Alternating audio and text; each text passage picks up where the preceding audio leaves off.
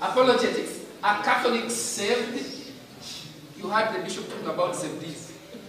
Are Catholics saved, and how the safeties almost ate him alive? Catholic priests are trained as high voltage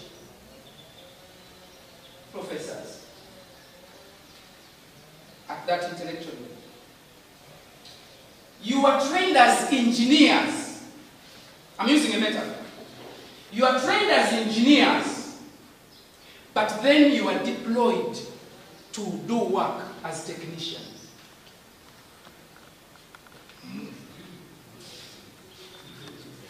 You get me? Yeah. You are trained as engineers. Now there is a difference. An engineer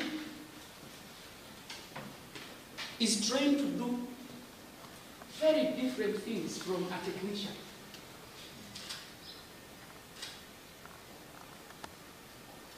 There are things that a technician will not do that only the engineer can do. Such as designing the engine system, for example. They cannot build this structure here without an engineer who is a consultant.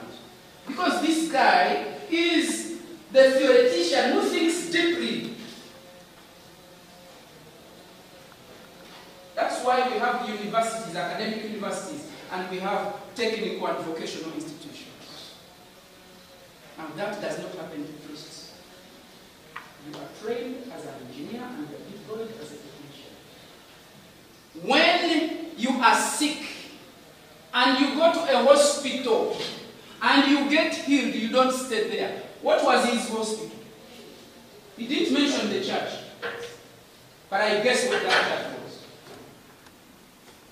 That what grounded Dr. Sech Toleko, that now he's the one who is actually consulted by the mainstream church to help other Catholics to deepen their faith as Catholics. He picked the skill and the insights from a Pentecostal church. Now the challenge is also for us, we the engineers, we have learned quite a lot, but we are supposed to scale down these things as technicians, as good teachers, so that even simple people can understand. For instance, about the point of this being said, I like bringing it up very, very clearly to our people. And then they say, this priest, the way he preaches is different from others. The point of salvation here. In baptism, this is simple catechesis. When we are baptizing, there are two oils. We call the chrism oil and the catechumen. These are called oils of salvation. But we please explain to the people that please, today this child is being baptized, is entering into a new life of salvation. We are even anointing with the two oils of catechumen on the chest, chrism on the head, forehead here. Now tomorrow, don't go again to those people, they say this outside, that can't be saved. We already entering this life here. And remember, when you enter it, the challenge continues because Jesus said, which the so-called Saint John 1, Jesus said he made you pen priesthood that happy, blessed are those who struggle till the last, they will enter, they will be set free, they will enter salvation, eternal life. I and you, even if we are being baptized, we are not yet found in the last. We are still moving towards the last. But the so-called say they don't enter. They say, for me now I'm okay. For me I don't drink, I don't commit adultery, I don't. But they are doing all these things. Yeah. Okay. So, Redemptoris Missio, I know you have it. You find this on that page. And I like what Pope John Paul II said.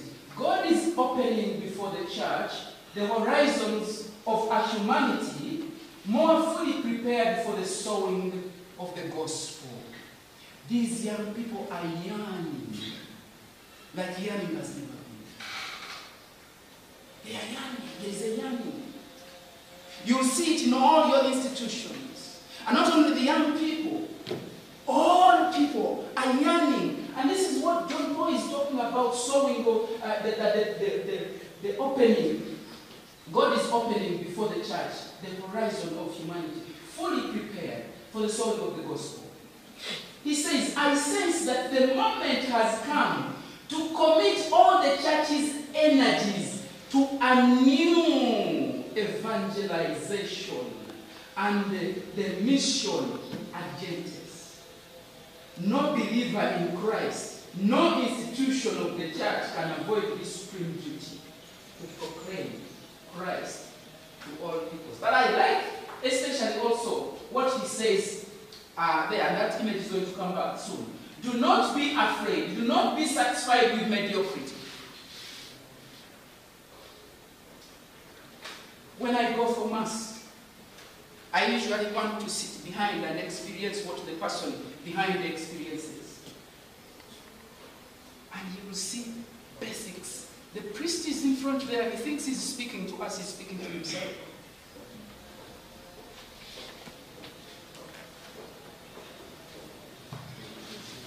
So I provoked these priests in Cavalry. I went with tapes of Joyce Myers, T.D. Jakes, and Joel Osteen. Those Pentecostal preachers. So I asked the priest, I put on. So I asked them, so this man preaches for 2 hours non-stop. I don't see any human being dozing. But if you look at the training they go through, can I show you? I go for Mass at Rubaga Cathedral every day because after dropping my kids, I go to the cathedral for Mass, 6:30. On Sunday, I go to Rubaga Cathedral for Mass. And I go to Watoto Church, that Pentecostal church. Yes, I go there. And I attend a service of 2 hours and sit in and listen to the teaching.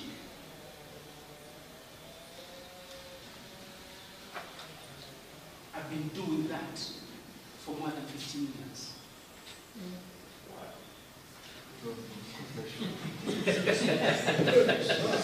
And I will continue doing it. Yes.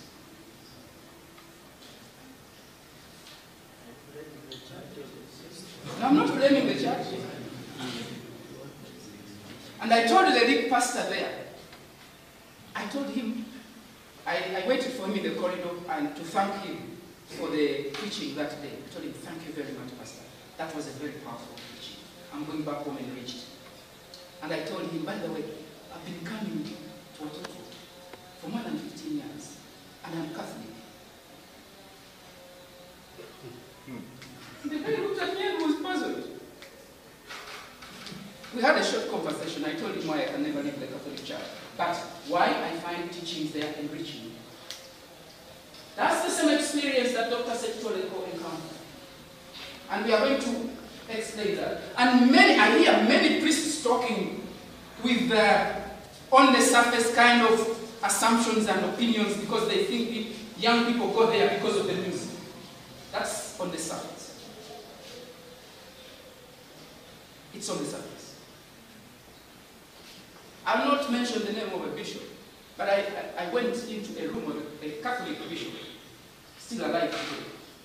And I found there tapes and books of Benjamin, Joyce Myers, T.D. Jakes. Tapes and videos. Asked him, hey, Mukutu, you also watch this? And he told me, oh, those people are very deep. I have learned a lot from them.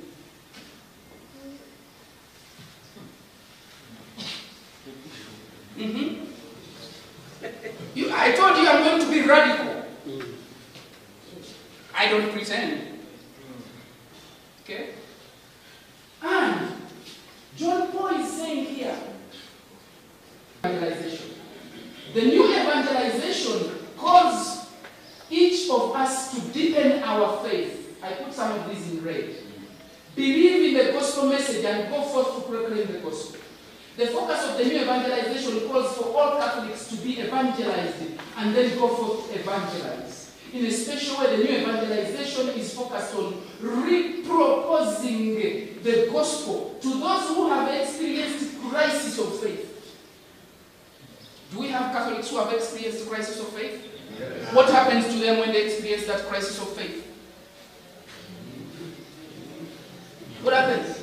They quit. Can any human being escape the dark night of the soul at some point in their life?